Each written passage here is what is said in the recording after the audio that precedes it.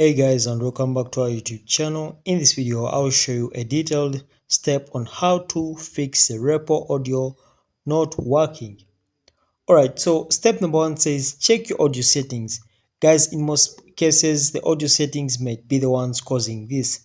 So by doing that, open up the REPO, navigate to the settings, and then select audio selection, and then verify if the correct microphone is the one selected for the input.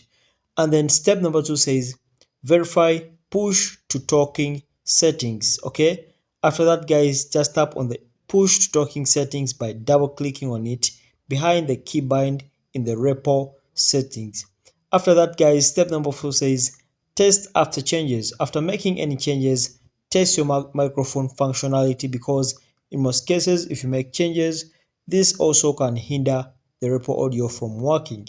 So step number four says guys, do a general troubleshooting.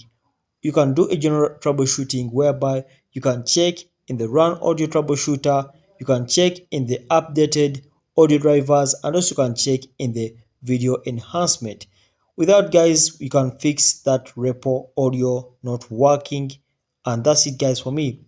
Thanks for watching. Make sure to like and subscribe to our YouTube channel. Until next time, we shall meet once again.